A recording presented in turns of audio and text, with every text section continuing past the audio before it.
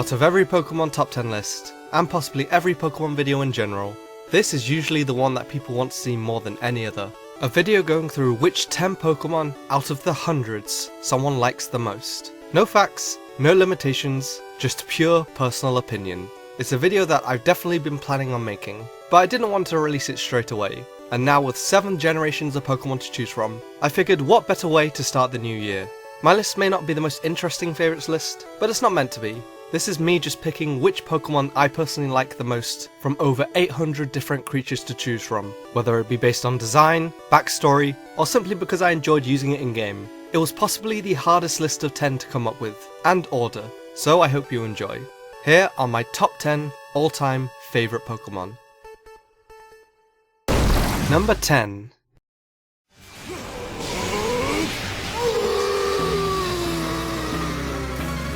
Luxray.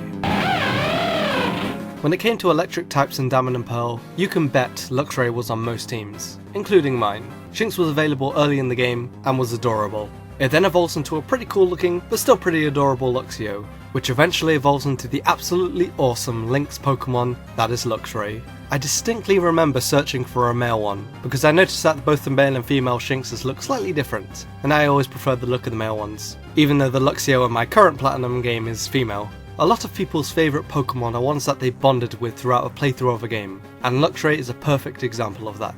It has a great colour scheme, is very well designed, and for a while, it was the closest thing to a lion Pokemon we had. Whenever I think of the coolest electric type Pokemon out there, the first Pokemon that comes to mind is always Luxray. Number 9. Scizor. So this is pretty much the only entry on the list which doesn't really have a story to why it's one of my favourites. I just love how this Pokemon looks. Scyther when I was younger for a while was my favourite Pokemon. Not because I used it at all, simply because I thought it looked cool. And then when I came across Scizor, I thought, hey, that's basically Scyther, but red. And even more awesome. Now despite me never really using Scizor on an in-game team, I definitely think it's super fun to use in competitive, because Scizor in short is a beast, with or without its Mega. Set up a Sword Dance or two, then sweep with Bullet Punch. That's pretty much how most of my matches went. Now it may have the exact same base stat total as its pre-evolution, but Scizor's amazing typing and stat distribution make it the much more useful Pokemon in battle. I don't really have anything else to say, it just looks really cool. I honestly still think it's easily one of the best designed Pokemon. Whenever I next play through Johto, or there's possibly a future main series game set in Johto, you can bet I'll be getting a Scizor on my team. Number 8.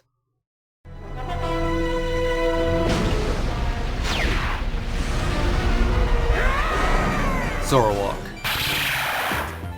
It was 2010, and the 4th generation of Pokemon was coming to a close. Fans like me wondered what the next generation of Pokemon had in store for us, and if there was even going to be a 5th generation. Then one day, Junichi Masuda revealed the silhouette of a brand new Pokemon, and that Pokemon happened to be Zoroark. Now for pretty much every generation of Pokemon, my starter has always been the Pokemon that I've used the most. This wasn't really the case with Black and White, because even though Superior is my favourite Unova starter, it's not really that fun to use in battle. The combination of low offences and an awful move pool, consisting of basically just grass and normal moves, made it super difficult to use throughout the game. Then Black and White 2 came out, and I decided I wanted a Zoroark on my team. And honestly, if you've never used a Zoroark in battle, you're really missing out. Zoroark's ability Illusion is possibly the most fun ability in the game. It sets up so many mind games for the opponent, along with a super sleek design. I just love the idea for this Pokemon. It's based on a shape-shifting mythical fox from Japanese folklore. That's so cool. It's also seen as a parallel to Lucario, being revealed early in its generation, getting its own movie, and as I've said before, it's possibly my second choice for a channel mascot. Zoroark is an easy example that the 5th generation definitely had some awesome Pokemon. Number 7.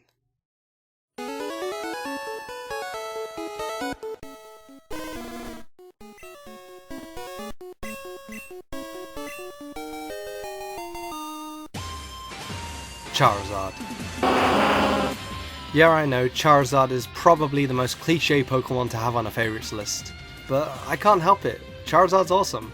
Not only that, but I can't ignore the fact that it was pretty much the first ever Pokemon I've ever used. When I was younger, I wasn't allowed a Game Boy of my own, but whenever I did get the chance to play the original Red and Blue, it'd be on a friend's cartridge, and either I'd play as their Charizard, because pretty much everyone else who had the game had a Charizard, or I'd start a new save file and start with Charmander.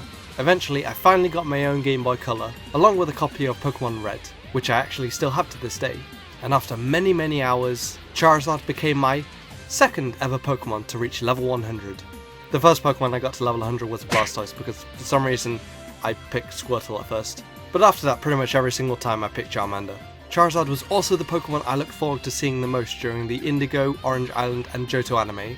I always loved watching Ash's Charizard, and even after that, Ash brought his Charizard back for future battles, and I thought that was great. I also loved the fact that I could have one on my Kalos team, and yeah, 2 Megas did seem pretty unfair, but hey, what can you do when you're arguably the most popular Pokemon of all time? A lot of people might dislike Charizard for having so much special treatment, but for a long-time fan of the game and the show, Charizard will always be special, and is still one of my personal favourites. Number 6.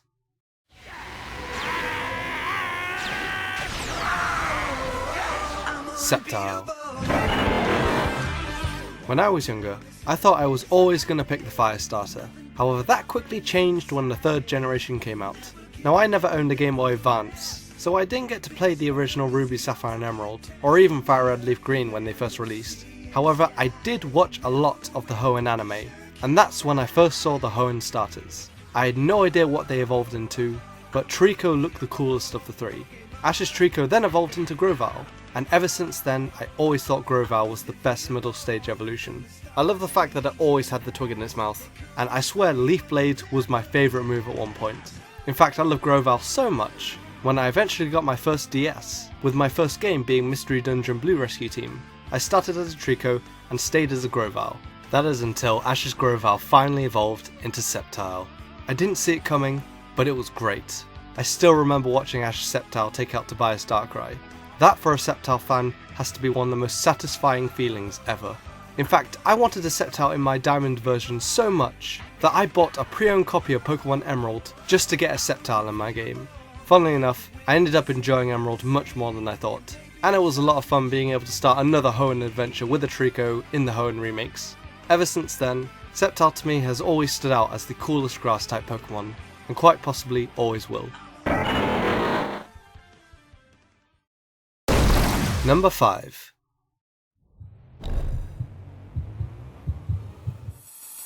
Mewtwo. For many of us, when we're asked who is the most powerful Pokemon, our answer is Mewtwo. Maybe not because we think Mewtwo is currently the strongest, but because originally, Mewtwo was the most powerful. It was the gold standard of what a powerful legendary Pokemon was. In the Gen 1 games, it was our final reward for becoming champion. Mewtwo is also possibly the legendary Pokemon with the most interesting backstory.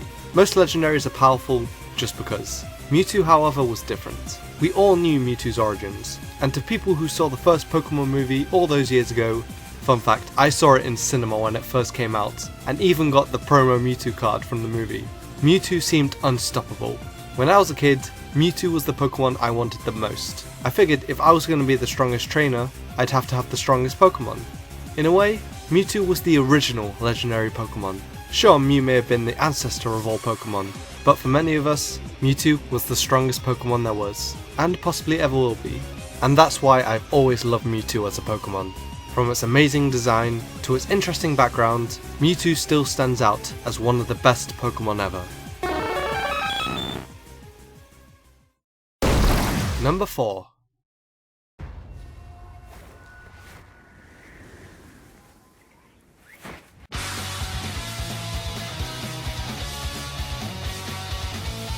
Greninja.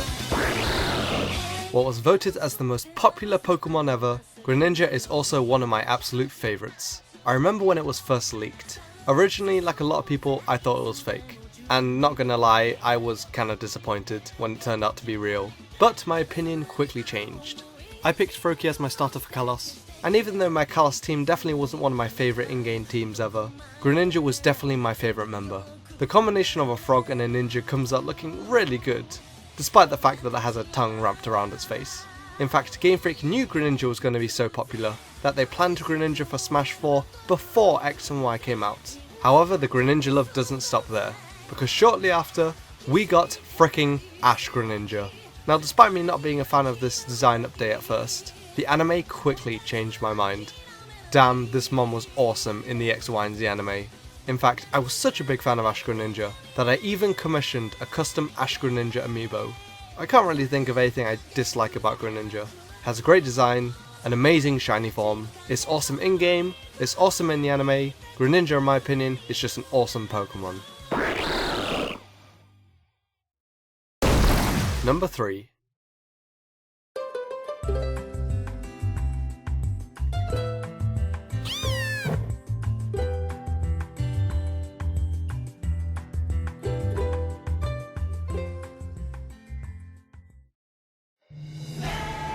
Incineroar. I was curious to see if the 7th generation was able to introduce any new Pokemon that I'd happily call one of my new favourites. And thankfully, it did. Litten was my favourite Alola starter from day one, mainly because it looked cool and it was a cat. And I love cats. It evolved into, in my opinion, easily the best middle stage starter as well, but always riding on what the final evolution was. When the Chinese leak started to look credible, I was both worried yet pretty excited at the same time if this was Litten's final evolution, and then the final evolution starters were revealed. It was the first time in a long time where I really liked all 3 final evos, but as you can tell, Incineroar is still my favourite. Now, on top of Sun and Moon being the best Pokemon games I've played in a long time, my team was also possibly my favourite ever in-game team I've had. I haven't had this much fun with every member in a while, and it felt like all of them had become one of my new favourites.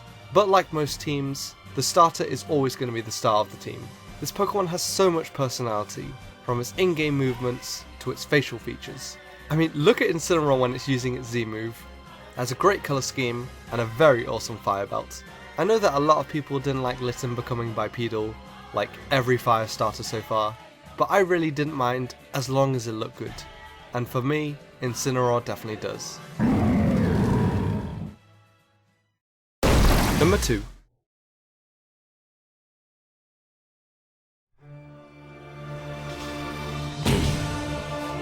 Lucario. So I assume that pretty much everyone thought Lucario was going to be number 1. I mean, the majority of people who have mascots will usually pick their favourite Pokemon to represent their channel, and I definitely thought about that when picking my mascot. Originally when Diamond and Pearl came out, Lucario wasn't really a Pokemon I was that much into. I just viewed it as that really cool Pokemon that Cynthia had. Now, the game where I started to really like Lucario was Super Smash Bros. Brawl. Say what you want about this game, I don't care. I liked it, and Lucario was the character I played the most. Then, Pokemon Mystery Dungeon Explorers of Sky came out, and one of the Pokemon you could play as was a Riolu, that would eventually become a Lucario, and I thought that was really awesome. Smash 4 came out, the character I played the most was Lucario. Poké, Lucario. Whenever there was a game where I was able to play as a Pokemon, Lucario was almost always an option, and it was the Pokemon that I picked the most. So when it came to picking a channel mascot, I surprisingly couldn't find a single Pokemon channel with Lucario as the mascot at the time, so I saw the opportunity and took it. I did of course use Lucario in a main series game eventually. I had one on my Black 2 team since Riolu was available pretty early in the game. Lucario was also the first ever Mega I used, and even when replaying through Platinum, I made sure the Riolu from the egg that Riley gives you was on my team. Lucario was easily the Pokemon that I associated myself with the most. He has one of the best designs, a great concept, an awesome typing. He's easily one of my favourites. But despite all of that, there is one other Pokemon that I pick as my all-time favourite. Still though, Lucario is always going to be the mascot, and to me, always one of the best. And my number 1 favourite Pokemon is...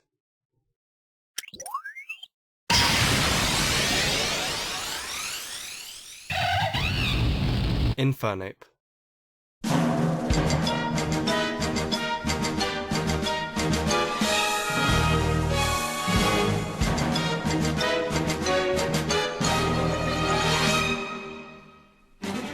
The year was 2007.